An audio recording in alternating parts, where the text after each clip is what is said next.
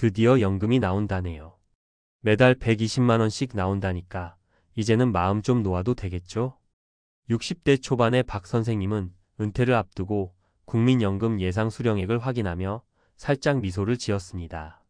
한평생 열심히 일했고 제법 오랫동안 연금을 부었다는 자부심도 있었죠.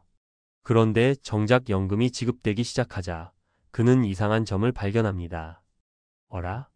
분명 120만 원 나온다더니 왜 통장에는 106만 원만 찍혔지? 그때부터 시작된 궁금증. 그리고 이어지는 충격. 세금이 빠졌다고요? 그것도 건보료까지?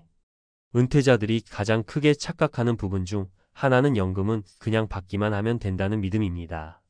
하지만 실제로는 연금도 소득으로 분류되며 일정 기준 이상이면 세금, 그리고 경우에 따라 건강보험료까지 추가로 부담됩니다. 그럼 지금부터 우리가 반드시 알아야 할 은퇴 후 연금 수령의 세금 현실을 파헤쳐 보겠습니다. 1. 국민연금도 세금 대상입니다. 국민연금은 과세 대상 소득입니다. 연간 연금 수령액이 1,200만 원을 초과하면 초과분에 대해 연금소득세가 부과됩니다. 예를 들어 연간 1,800만 원을 받는 경우 초과된 600만 원에 대해 기본 공제 150만 원을 제외한 450만 원이 과세 대상입니다. 여기에 기타 소득세율 5.5%를 적용해 약 25만 원이 세금으로 빠져나가죠. 물론 처음부터 그렇게 많이 떼이지는 않습니다. 대부분은 원천징수 방식으로 매달 12만 원 수준이지만 연말정산이나 종합소득세 신고 대상이 되면 건보료까지 붙어 부담이 커질 수 있습니다. 사례 1. 국민연금만 받았는데도 세금 내라고요? 서울에 사는 65세 김모 씨는 국민연금으로 매달 약 140만 원을 수령 중입니다. 별다른 소득도 없기에 걱정이 없었지만 어느 날 국세청에서 연금소득세 고지서가 날아왔습니다. 알고 보니 연간 수령액이 약 1,680만 원이었고 그중 450만 원이 과세 대상 소득이었던 겁니다. 여기에 국민건강보험 지역 가입자 기준으로 추가 건보료가 책정돼 매달 7만 원 이상이 빠져나가는 상황이 된 것이죠. 이 사적연금 연금저축 IRP도 과세 방식 따라 세금 차이. 사적연금은 가입 방식에 따라 세금 계산이 달라집니다. 가장 일반적인 연금저축과 IRP는 퇴직 후 연금 형태로 수령할 때 연금소득으로 분류됩니다. 여기서 주의할 점은 다음과 같습니다. 연 1,200만 원 이하 분리과세 5.5%, 연 1,200만 원 초과 종합소득세 대상 다른 소득과 합산되어 최대 38%까지 세율 증가 가능. 특히 퇴직금이나 퇴직연금을 한꺼번에 인출할 경우에는 퇴직소득세와 건보료 폭탄이 함께 옵니다. 사례 2세제 혜택 받았던 IRP, 은퇴 후엔 세금이 덤으로 왔다. 직장생활 30년 동안 열심히 IRP에 불입했던 62세 이모 씨는 은퇴 후 매달 100만 원씩 연금처럼 수령하기로 결정했습니다. 그런데 예상과 달리 수령액의 5.5%가 세금으로 원천 징수됐습니다. 더 큰 문제는 연간 수령액이 1,200만 원을 넘는 바람에 다음 해에는 종합소득세 신고 대상이 됐다는 점입니다. 거기다 국세청 소득자료가 건강보험공단에 자동으로 넘어가면서 지역 건보료 월 15만 원까지 추가 부담이 생겼습니다. 이 씨는 말합니다. 연금은 받는데 왠지 손에 남는 돈이 너무 적어졌어요. 3. 공무원 연금 군인연금도 세금 비껴가지 못합니다. 공적연금 중 공무원연금, 군인연금, 사학연금도 예외가 아닙니다. 이들 연금은 매달 지급되는 금액 중 일정 비율이 연금소득세로 원천 징수됩니다. 과거에는 일부 면세 혜택이 있었지만 지금은 점점 과세 대상이 확대되고 있고 특히 이중으로 연금, 국민연금, 공무원연금을 받는 경우에는 세금과 건보료 모두 대상이 됩니다. 사례 3. 공무원연금은 세금 안 내는 줄 알았는데 전직 교사였던 67세정 선생님은 매달 250만 원의 공무원 연금을 수령합니다. 그런데 예상보다 적게 입금되어 자세히 들여다보니 매달 연금소득세로 약 15만 원이 원천 징수되고 있었고 이외에도 장기요양보험료 2.5%가 추가로 빠져나가고 있었습니다. 게다가 배우자가 국민연금을 받고 있어 가구 합산 소득 기준으로 건강보험료 지역 가입자 대상이 되면서 매달 건보료도 수만 원 추가로 납부해야 하는 상황이 됐죠. 은퇴자라면 꼭 알아야 할 체크포인트.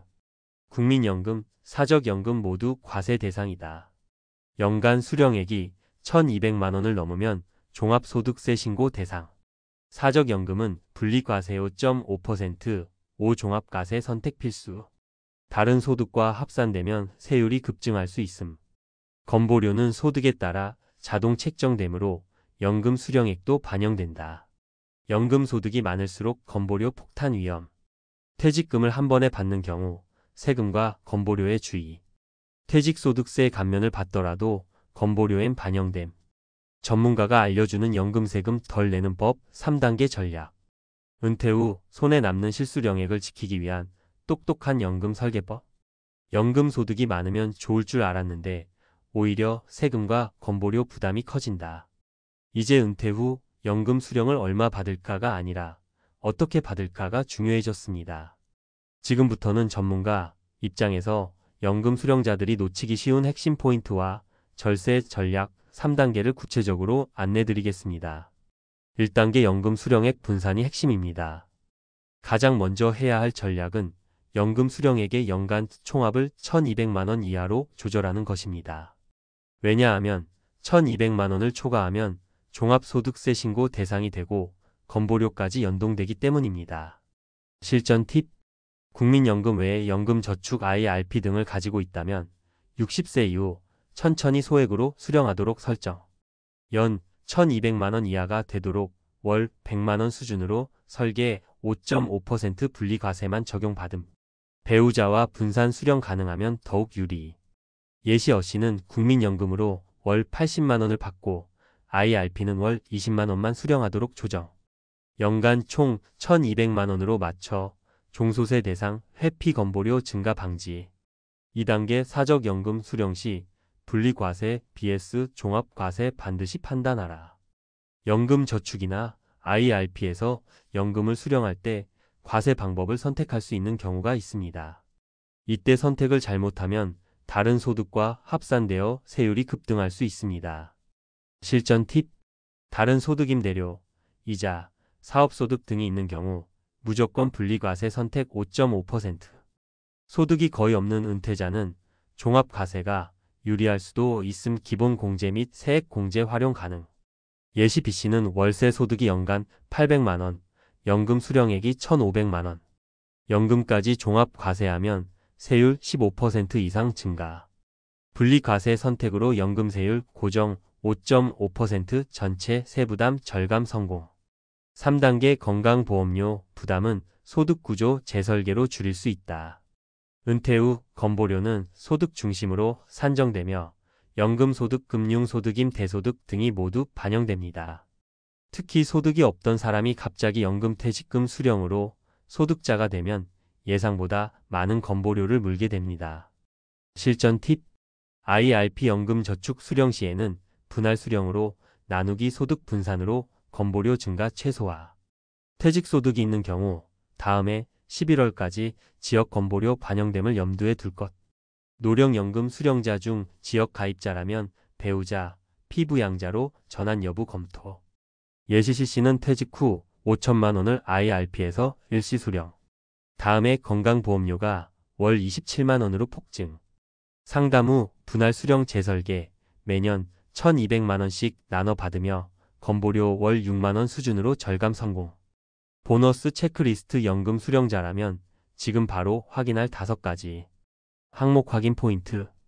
국민연금 수령액 연 1,200만 원 초과 여부. 사적연금 수령 방식 연금소득, 분리과세, 5 종합과세 선택 확인. 퇴직소득 발생 시점 다음에 건보료 산정의 반영 여부. 지역가입자 여부 피부양자 등재 가능성 검토. 금융소득 연 2천만 원 이상 여부 종합과세 대상 여부 체크. 마무리 전문가 조언. 많은 분들이 연금만 받아도 충분히 살 수 있겠지라고 생각합니다. 하지만 현실은 그렇지 않습니다. 세후 수령액이 내 노후를 결정짓습니다. 지금 당장 은퇴 이후의 연금 수령 방식과 세금 구조를 꼼꼼히 살펴보고 분산 수령, 과세 방식 선택, 건보료 시뮬레이션까지 사전에 체크해야 받기만 하면 된다는 단순한 생각에서 벗어나 현실적이고 손에 남는 은퇴 재정 설계를 할 수 있습니다.